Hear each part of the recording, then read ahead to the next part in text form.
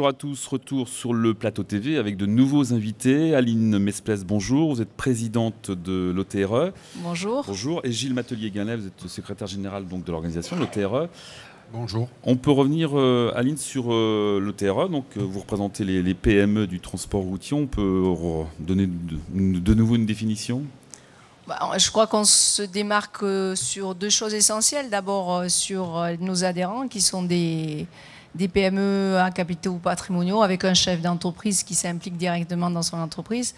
Et le deuxième point sur lequel on peut peut-être dire qu'on se démarque, c'est sur ce qu'on défend, c'est-à-dire une économie du transport régulé dans une Europe qui est absolument ultra-libérale et avec la demande de protéger les entreprises que nous représentons et les salariés que nous employons. Alors justement, lors de votre congrès national qui a eu lieu à Bordeaux donc fin octobre, donc il y a quelques semaines, de nombreux thèmes ont été abordés, notamment la concurrence déloyale, vous en parliez, qui est quand même un sujet très fort pour les transporteurs aujourd'hui. Oui, c'est un sujet très fort et même lors de notre présence dans ce salon, on se rend compte que c'est le premier sujet d'actualité pour tous les transporteurs. Voilà, c'est de plus en plus prégnant, c'est de plus en plus difficile. Ce que j'observe par ailleurs, c'est que j'ai l'impression que naît dans l'esprit des chefs d'entreprise qu'il y a une espèce de fatalité qu'on n'arrive pas à faire bouger. Et ils sont très en demande vis-à-vis de nous en disant qu'est-ce que vous faites et comment vous le faites. Et donc c'est le premier sujet de notre organisation. Parce que tous les autres sujets sont très minorés et minorables par rapport à ce sujet-là et l'impact qu'il a sur nos exploitations. C'est un cabotage qui pénalise aujourd'hui fortement les entreprises de transport? Oui, c'est le cabotage, mais je vais dire à la limite maintenant, le cabotage c'est presque ce qui... C'est pas le plus important. Ce qui est plus important, c'est qu'à travers le cabotage, des entreprises font ce qu'on appelle du détachement du personnel non déclaré, c'est-à-dire que contrairement à toutes les entreprises en interprofessionnel, ont l'obligation de déclarer un salarié qui reste très longtemps sur le territoire. En transport, en prétendant faire du cabotage, on peut permettre à des salariés de rester pratiquement toute l'année, voire plusieurs années, sur le territoire et donc de travailler dans l'illégalité. Alors qu'en est-il justement? Il y a un décret qui va paraître, je crois, dans quelques jours pour une application au 1er janvier. C'est le fameux décret sur le taux horaire au niveau du SMIC pour les conducteurs étrangers qui viennent travailler en France. On peut rappeler un petit peu le principe? Le principe, l'idée, c'est d'obliger justement à l'application stricte du détachement du personnel, parce que la loi européenne qui a créé la possibilité de faire du détachement, elle a quand même encadré un certain nombre de choses, qui sont le respect des conditions sociales, enfin, d'exercice de l'emploi sur le territoire, le minimum conventionnel. Bien sûr, il y a une différence qui s'établit vis-à-vis des charges. Le problème qu'on a dans le transport, c'est que ce minima qui est appliqué, par exemple, dans les métiers du bâtiment, n'est pas appliqué dans le transport. Donc, il n'y a absolument aucune sécurité là-dessus. Et ce qu'a voulu faire le secrétaire d'État Vidalis via cette loi Macron, c'est justement d'obliger à ce que, dans un premier temps, le détachement du personnel soit déclaré et que, dans un deuxième temps, on puisse vérifier que le salarié est bien payé aux conditions salariales de France. Alors la masse salariale est déjà importante dans toutes les entreprises, encore plus dans les entreprises de transport, on en parlait. Il y a également la fiscalité qui est un poste très important, on va en parler dans un instant, et la fameuse écotaxe. Alors défunte écotaxe ou l'écotaxe va revenir au niveau régional? On peut dire défunte écotaxe jusqu'à ce que les travaux qui nous avaient été promis il y a un an accouchent de quelque chose qui s'appelle l'augmentation de la TICPE durablement là pour compenser l'écotaxe et qui laisse étant une augmentation de taxes déjà existantes sur un budget général qui laisse la porte ouverte effectivement aux idées maintenant dont on entend parler depuis cet été d'écotaxes régionales. On peut rappeler qu'en fait l'abandon, donc il y avait l'abandon de l'écotaxe et en échange on peut rappeler c'était que les transporteurs s'engageaient à payer donc ces 4 centimes en plus. Voilà, mais de manière provisoire pour une année, c'est-à-dire l'année 2015. Pour venir abonder à la fois le dossier de la FIF et entamer les remboursements nécessaires nécessaires aux pénalités que l'État français devait sur le projet Ecomove. Alors Gilles Matelier, vous avez proposé, donc l'AutoRE avait proposé notamment une solution de vignette, c'était ça? C'était quoi le système, le principe? La vignette était tout simplement un droit d'usage de l'infrastructure que devaient payer tous les camions circulant sur les routes françaises. Elle avait cet avantage d'être simple, puisque c'était un montant, et c'est toujours un montant forfaitaire, nous continuons à la défendre, c'est un montant forfaitaire payé à l'année par tout le monde, par tous les transporteurs, pour tous les camions, ça, hein. Tout à fait, un forfait, donc qui peut ensuite, puisqu'on le connaît à l'avance, être réintégré dans les prix de transport. Et il avait surtout cet avantage qu'on pouvait savoir à l'avance si les camions étrangers circulant sur nos routes avaient bien payé cette vignette. Le cas échéant, ils pouvaient être sanctionnés et payer une amende s'ils n'avaient pas payé cette vignette. Donc le secrétaire d'État, donc Alain Vidalis, a décidé et a annoncé l'abandon non-réception, on va dire, de la vignette, c'était ça. Quelle est la crainte finalement? C'est qu'il y ait d'autres solutions et retour de l'écotaxe qu'on disait avec Aline à l'instant. La crainte, c'est ce qui est en train d'arriver. Vous avez un certain nombre de candidats au régional qui parlent aujourd'hui de taxes de transit poids lourds sur les infrastructures régionales. Or, ça ne peut pas exister puisque la taxe doit être équitable, donc tous les camions devraient la payer. C'est aussi l'inconvénient de ces 4 centimes sur la taxe sur le gazole, puisqu'on n'est pas dans le financement des infrastructures, dans la taxation sur les infrastructures. Or, la vignette l'était, au même titre que l'était l'écotaxe. Donc, en mettant la vignette, on a évité l'écotaxe et on évitait les écotaxes régionales.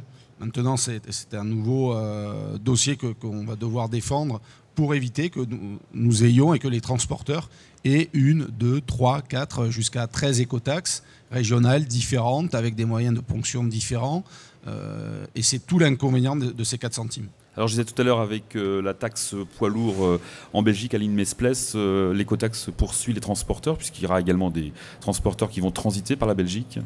Oui, effectivement, on va reconnaître, parce que quand on regarde l'écotaxe mis en place en Belgique, la taxe poids lourd, on se rend compte qu'elle est basée sur le même modèle, avec une graduation en fonction des euros, un coût kilométrique qui ressemble, qui est à l'équivalence de ce qui était fait en France, avec les mêmes difficultés, le fait qu'il faut équiper les véhicules de badge, que cet équipement doit se faire dans des garages agréés, qu'il y a une caution qui est importante, à 135 € le badge.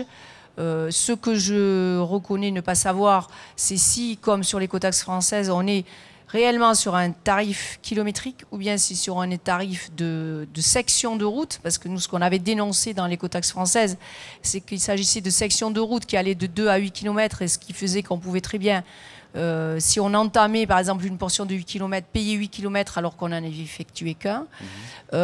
J'ai quand même l'impression, pour avoir rencontré ces fournisseurs qui veulent faire du business autour de cette taxe, que les choses ne sont pas si évidentes que ça. Et en particulier, ce qui paraît évident, c'est qu'il n'y a pas d'anticipation des transporteurs sur l'équipement sur ces badges. Et que, comme dans le cas français, la machine pourrait se gripper à ce niveau-là. Maintenant, si je peux me permettre, je voudrais juste revenir sur quelque chose par rapport à ce que le gouvernement français a décidé concernant la France et le maintien des 4 centimes de TICPE.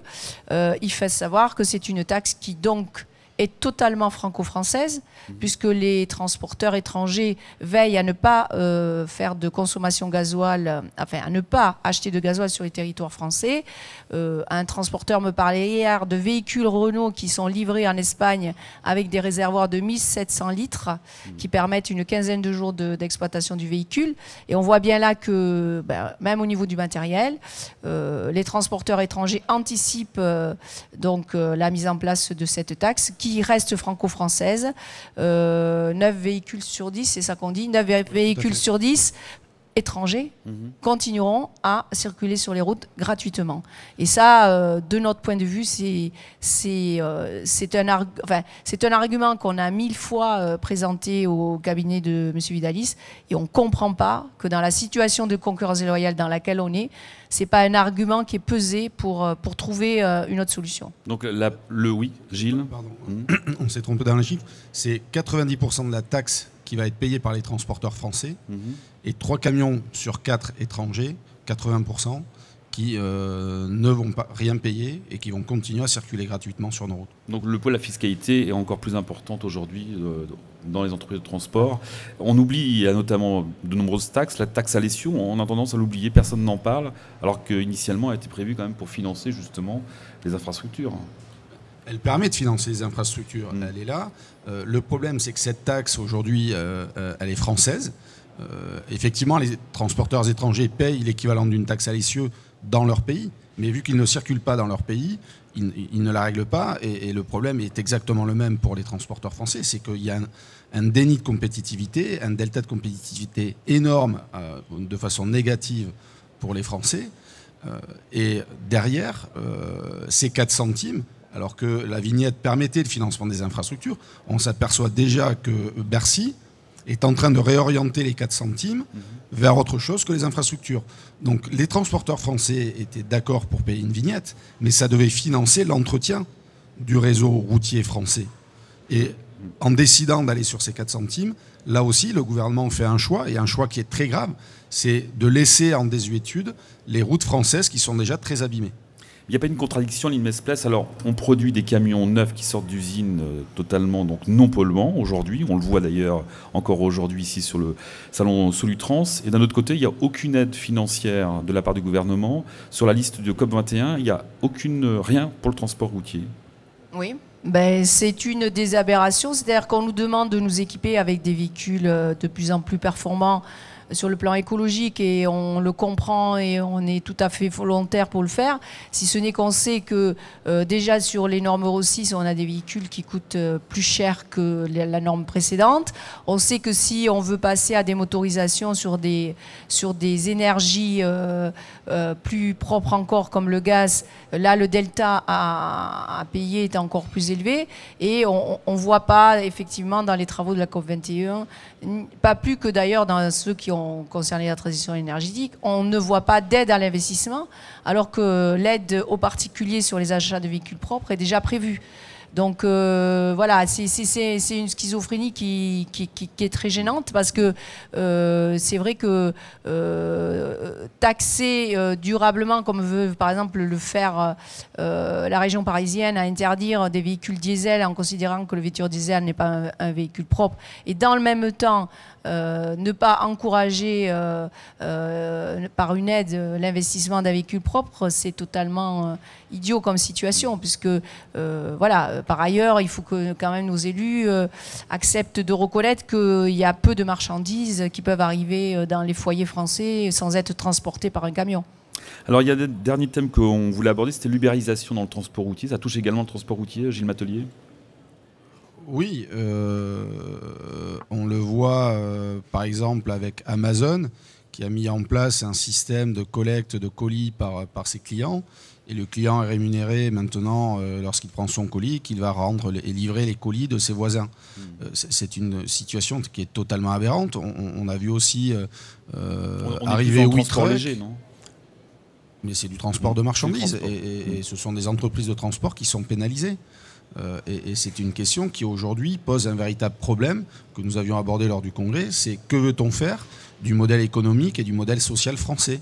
Est-ce qu'on préfère aujourd'hui aller vers une ultra, on peut appeler ça ubérisation, mais une ultra-libéralisation du monde du travail, où chacun travaillerait pour soi et irait sur sa propre protection sociale, ou veut-on continuer à être solidaires les uns entre les autres?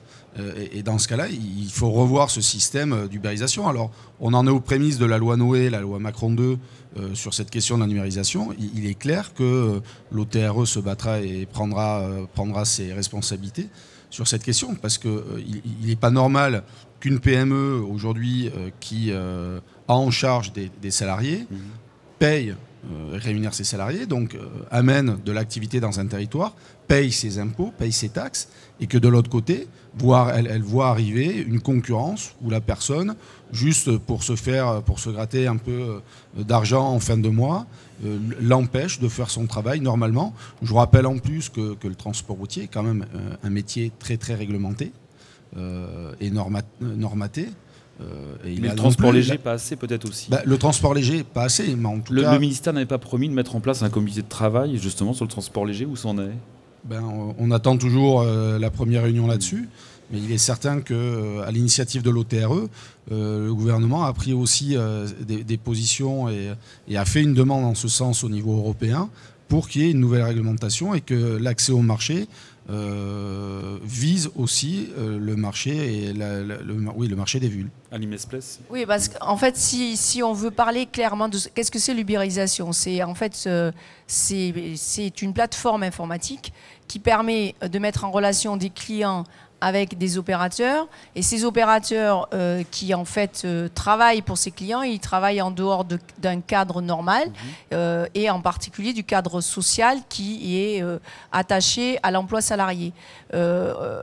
Quand on connaît, et j'offense personne, mais on sait que la profession se bat déjà pour une régulation de ce qu'on appelle les bourses de fret, qui sont des lieux où par la magie d'Internet, on met en relation des chargeurs ou des commissionnaires ou des transporteurs avec d'autres transporteurs qui cherchent du fret, et que par ce moyen-là, quand même, on échappe à la régulation un certain nombre d'offres de fret qui sont mis en dehors avec des prix qu'on appelle des prix abusivement bas.